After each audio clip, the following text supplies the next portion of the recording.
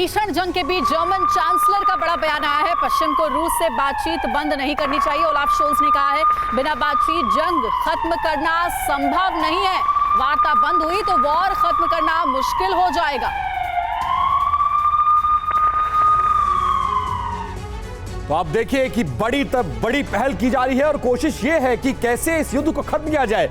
लेकिन सवाल ये कि ये युद्ध खत्म कैसे होगा जब दोनों देशों के राष्ट्राध्यक्षों के बीच बातचीत नहीं हो रही है और युद्ध जारी है। ऐसे में होगा क्या? जर्मनी की तरफ से बार बार कोशिश की जा रही है और तमाम मुल्कों की तरफ से यह अपील की जा रही है, लेकिन दोनों देशों की सेहत पर कोई फर्क नहीं पड़ता हुआ नजर आ रहा है। और इसका इंपैक्ट इस वॉर पर नजर आ रहा है कि वॉर रुकने की बजाय बढ़ता जा रहा है। और उधर पुतिन ने अपने तेवरों से साफ कर दिया है कि वो फिलहाल यूक्रेन को कोई बड़ी राहत देने वाले नहीं है। जर्मनी का क्या ऐलान है कि बातचीत से ही समाधान होगा।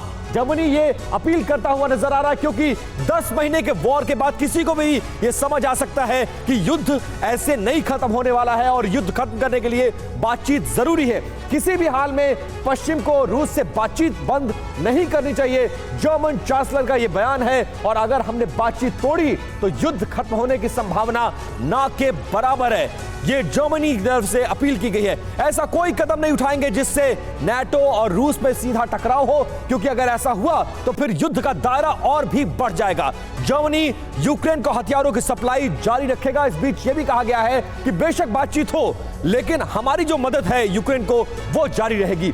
2 दिसंबर को पुतिन और स्कोल्स ने फोन पर बातचीत की थी और बातचीत करके यह समझने की कोशिश की थी कि आखिरकार कैसे इस युद्ध की समाप्ति हो।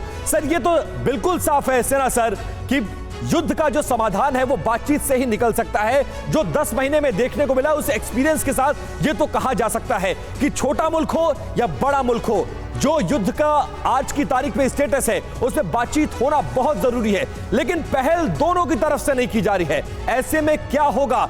पश्चिम देशों के कहने पर जिस तरह से यूक्रेन चल रहा है, बातचीत नहीं करेगा तो उसका वजूद खतरे में है, लेकिन वो घुटने टेकने को तैयार नहीं है। क्या कहेंगे और कैसे देखते हैं आप? देखिए, दोनों देश के लिए मैं कहना चाहता हूँ, रूस और यूक्रेन दोनों के लिए कहना चाहता हूँ कि आप इस तरह की जो अभी जिस तरह से युद्ध चल रहा है, क्या फायदा मिल रहा है दोनों देश को? मुझे तो लगता कुछ नहीं। पहली बात। दूसरी बात है कि जो जर्मन चांसलर बोल रहे हैं वो वही बात बोल रहे हैं जो हमारे माननीय प्रधानमंत्री जी ने बोला था।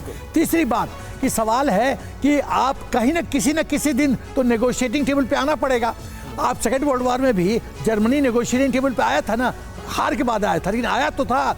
तो सवाल है कि वॉर का एंड यही होता है, बातचीत। तो आ जाओ बातचीत। मतलब ये वॉर कंटिन्यू करने से मुझे तो नहीं लगता किसी का फायदा हो रहा है, ना रूस का ना यूक्रेन का।